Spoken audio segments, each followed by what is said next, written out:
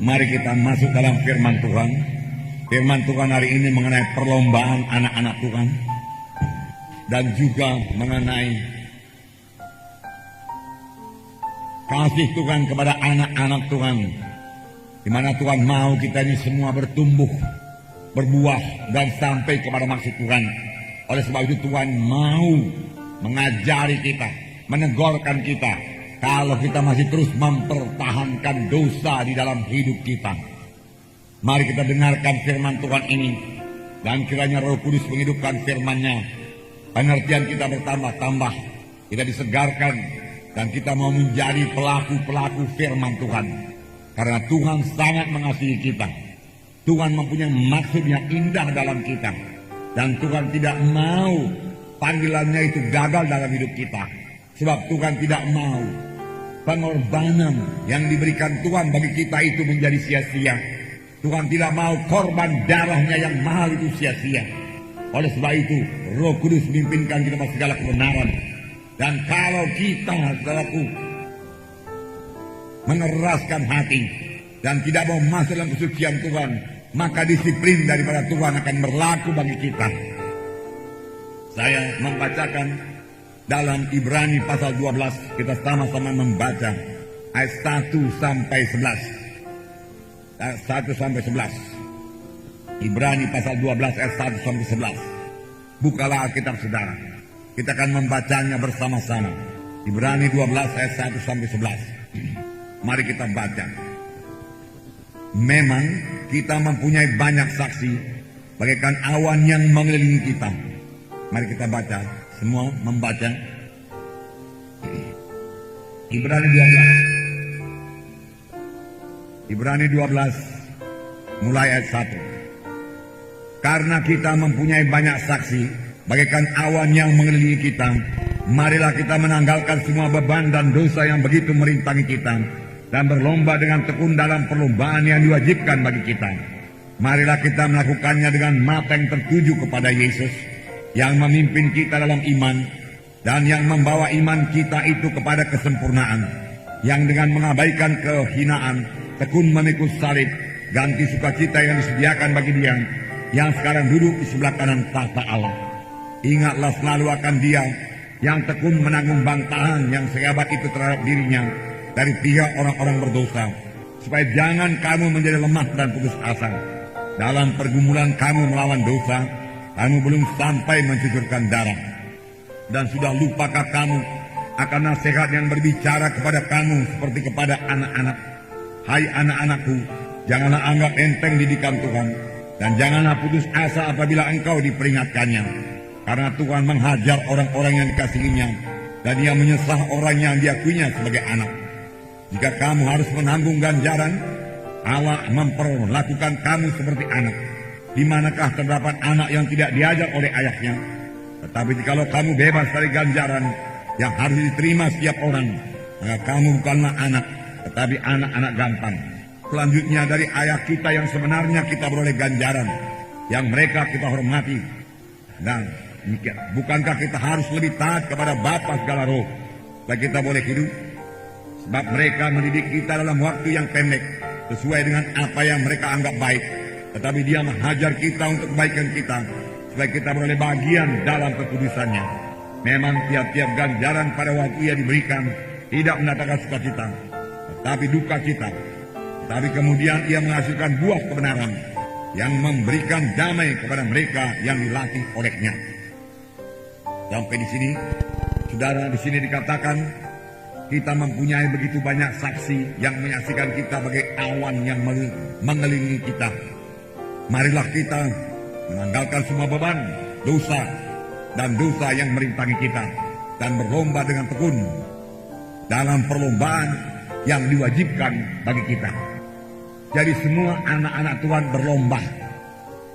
Perlombaan ini saudaraku bukan pada hari Minggu saja. Perlombaan ini setiap hari dan sepanjang umur kita sesudah kita diselamatkan oleh Tuhan. Perlombaan ini membawa damai kepada kita. Semua kita harus berlomba. Bahkan firman Tuhan berkata kita berlomba dengan tekun, berlari dengan tekun. Seolah-olah kita ini berada dalam satu stadion di mana orang-orang mengelilingi kita dan menonton kita. Firman Tuhan berkata yang menonton kita dalam perlombaan rohani kita itu sebagai awan rupanya. Siapakah mereka ini? Mereka ini tidak lain daripada hamba-hamba Tuhan, pelayan-pelayan Tuhan, nabi-nabi Tuhan, alat-alat Tuhan yang telah lebih dahulu dipanggil Tuhan. Mereka juga telah melaksanakan perlombaan mereka dengan baik. Mereka telah berlari dengan baik, dengan tekun. Mereka telah menyangkal diri mereka. Mereka telah mengerjakan pelayanan yang disampaikan Tuhan kepada mereka. Dan mereka telah menang. Mereka berharap supaya kita juga menang. Mereka berharap supaya semua anak-anak Tuhan menang. Menang dalam perlombaan ini. Menang dalam perlombaan ini. Perlombaan maksudnya di sini, bukan lomba lari. Ini hanya gambaran. Menunjukkan kepada kita bagaimana sebenarnya berlomba itu. Berlomba. Yaitu bersungguh-sungguh berlari. Berlari untuk apa? Berlari untuk bertumbuh dalam Tuhan. Bertumbuh dalam Tuhan. Menjadi orang-orang rohani. Saya yakin Paulus telah menang. Dalam suratnya Paulus berkata, aku telah menyelesaikan pertandingan dengan baik. Dan akhirnya mahkota kemuliaan telah tersedia bagiku. Dan bukan hanya bagiku saja, tapi bagi setiap orang yang sangat merindukan kedatangan Tuhan Yesus kedua kali. Terlebih pada akhir zaman ini, biarlah kita semua sangat merindukan kedatangan Tuhan kedua kali. Kalau kita merindukan kedatangan Tuhan kedua kali, kita hidup benar dalam Tuhan. Kalau kita merindukan kedatangan Tuhan kedua kali, kita hidup suci. Kalau kita merindukan kedatangan Tuhan kedua kali, kita menyangkal diri, mengangkat salib. Kita meninggalkan semua dosa. Kita menolak semua dosa. Kita menanggalkan semua beban yang merintangi kita untuk berlomba, yang merintangi kita untuk berlari dengan cepat. Saudara, Tuhan menghendaki kita menang. Paulus telah menang. Dan dia berkata, mahkota kemuliaan tersedia bagiku. Tetapi juga bagi setiap orang yang rindu akan kedatangan Tuhan kedua kali.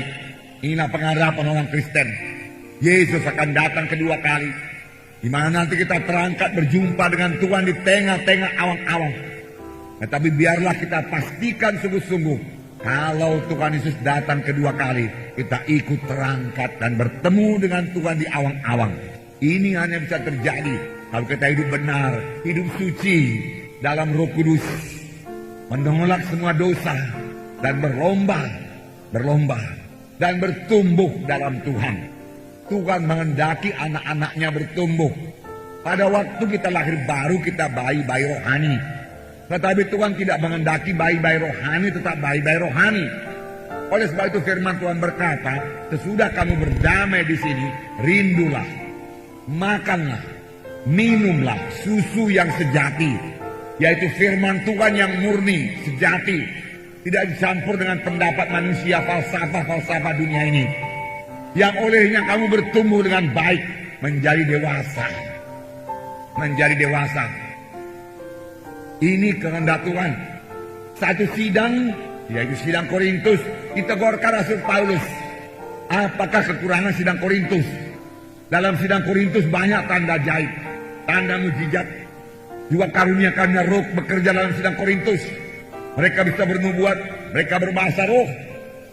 Darah karunia yang sembilan itu bekerja.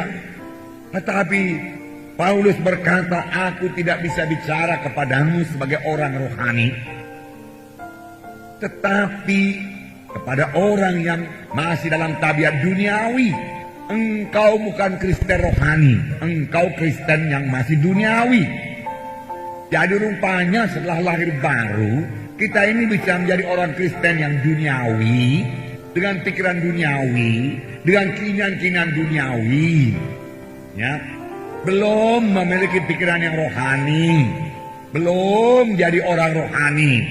Maka kita tidak mengerti perkara-perkara rohani.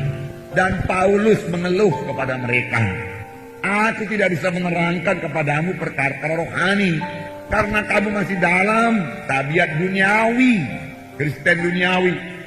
Bahkan Paulus berkata, dalam kamu ada pertengkaran, ada perselisihan, ada berpihak-pihak. Aku pihak Paulus, Paulus, aku Apolos, dan lain sebagainya. Bukankah itu menunjukkan kamu dalam tabiat duniawi? Bertobatlah, bertumbuhlah. Paulus berkata, jangan tetap anak-anak, jangan tetap Kristen duniawi. Mari masuk jadi Kristen rohani, yang memikirkan perkara rohani, yang haus dengan perkara-perkara rohani, yang lapar akan perkara-perkara rohani, lapar akan firman Tuhan, suka akan firman Tuhan, suka akan urapan Tuhan, suka akan kuasa Tuhan. Amin, saudaraku. Bertumbuhlah, bertumbuhlah. Jadi orang rohani pada akhir zaman ini, saudara berurat berakar pada akhir zaman ini dan bertumbuh dengan baik. Ini memerlukan penyangkalan diri. Berlomba. Saudara ingat, Paulus juga memberikan perumpamaan dalam perlombaan, yaitu seorang atlet. Apakah diperbuat seorang atlet supaya dia bisa menang? Latihan, tekun, penyangkalan diri. Makanan diatur, tidur diatur, latihan diatur. Tetap latihan dengan keras. Dan firman Tuhan berkata kita ini juga seperti atlet. Tidak ada santai, saudaraku. Dalam Roh Kudus, menyangkal diri, mengangkat salib. Senantiasa firman Tuhan dalam hati dan pikiran saudara. Kasih Tuhan memenuhkan saudara.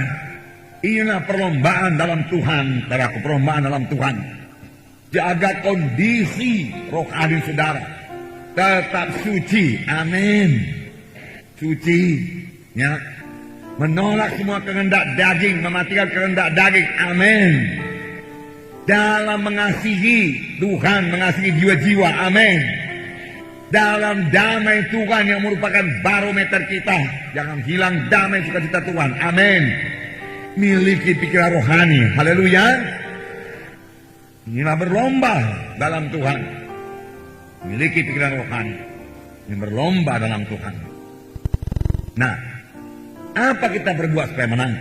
Firman Tuhan tadi mengatakan, tanggalkan semua beban yang merintangi kita. Pertama, tanggalkan beban. Kemudian tanggalkan dosa. Rupanya beban dan dosa ini dibedakan. Nggak sama. Kenapa beban duluan dituliskan baru dosa?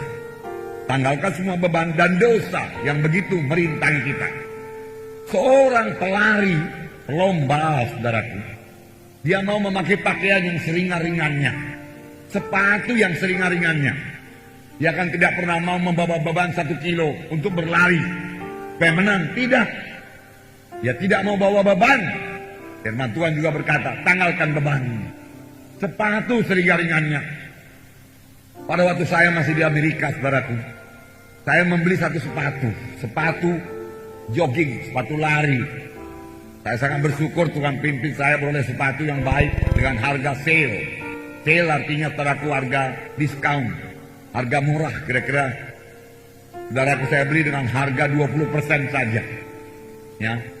Jadi ringan sekali sepatu itu. Saya suka sekali memakainya. Memang itu tidak bisa dipakai kuliah. Kalau kuliah seperti ini, saudaraku, harus pakai dasi lengkap sepatu, saudaraku. Nah, tapi selesai kuliah, saya sering ke kantor pos. Kalau tunggu bus, lama. Kalau naik taksi, mahal. Jadi apa yang diperbuat? Larilah ke kantor pos karena waktu cuma sedikit. Cuma 2 jam siang yang ada pre, saudaraku. Yaitu jam makan dari jam 12 sampai jam 2. Jadi sebelum masuk kuliah lari, saudaraku, setelah makan dengan cepat-cepat, kemudian lari kantor pos. Dan sepatu yang ringan itu menolong saya berlari. Coba kalau sepatu saya berat, sepatu kulit.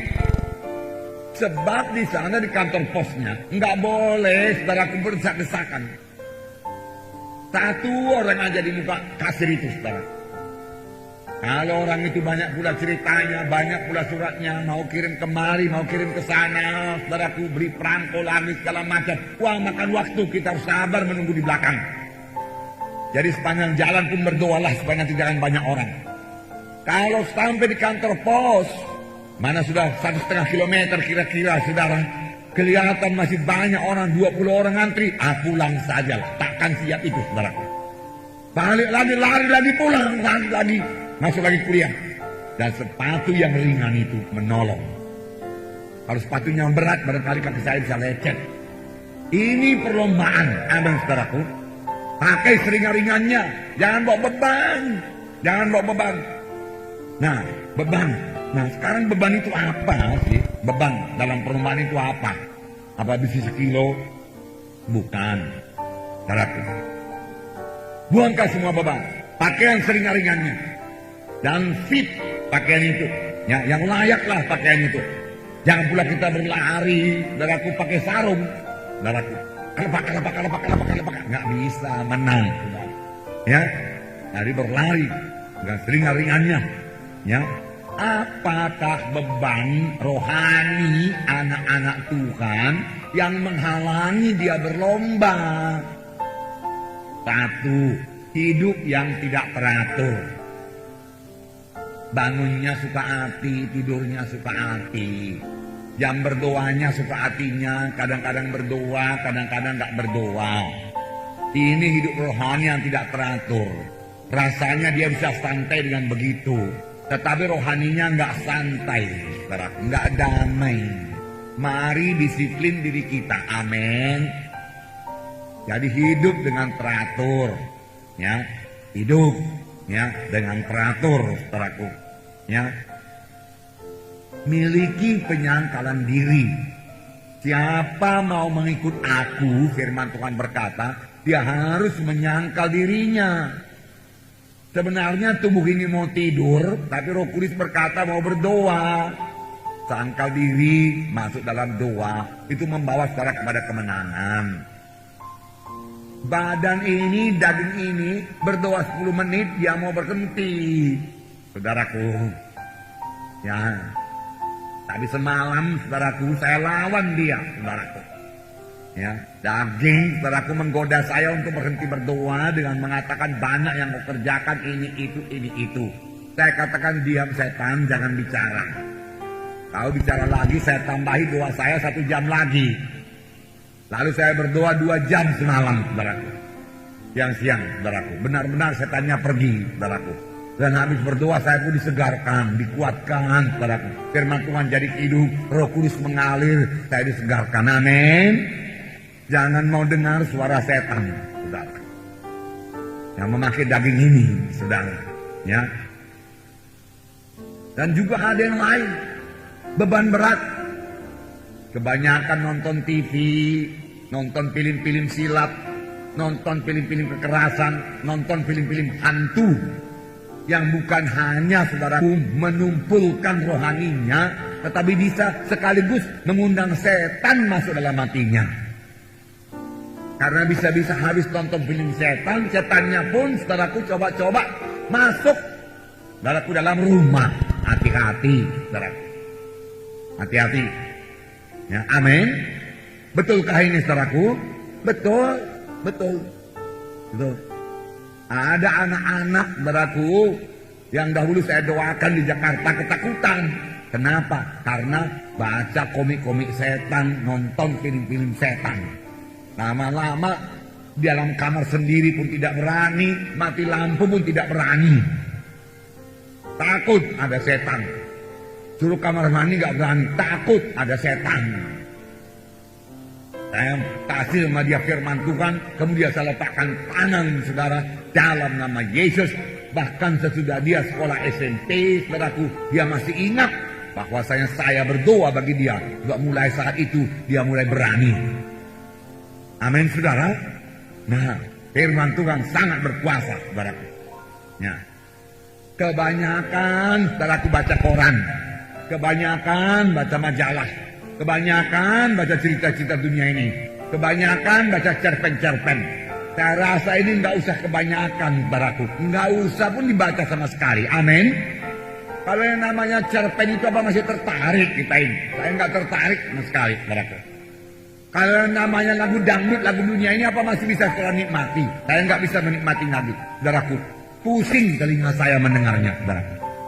Jangankan kepala saya, telinga saya pun bising, saudaraku, lihatnya. Mendengarnya, saudaraku. Ya. Karena roh Tuhan sudah di dalam, saudaraku. Ya. Berlajak-lajak, makan berlebih-lebihan, saudaraku. Itu merupakan beban. Beban itu beban. Sangat menginginkan kenikmatan hidup dalam dunia ini. Kalau kamu mengasihi dunia ini, tidak ada padamu kasih Bapa, firman Tuhan berkata. Ada lagi hobi-hobi, ya.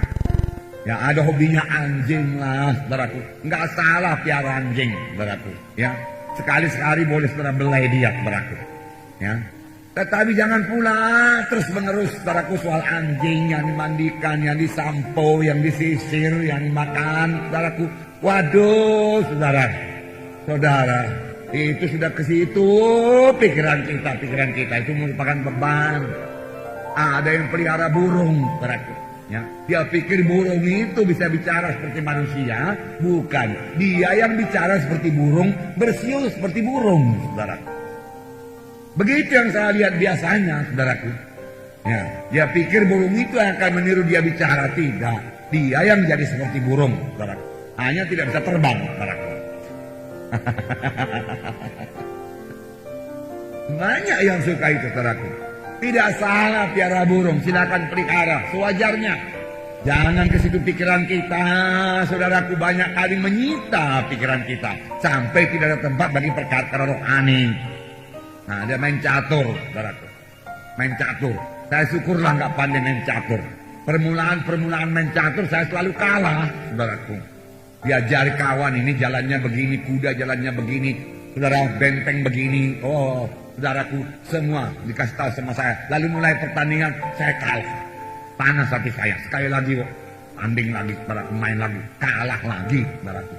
Ayo sekali lagi, kalah lagi, saudaraku.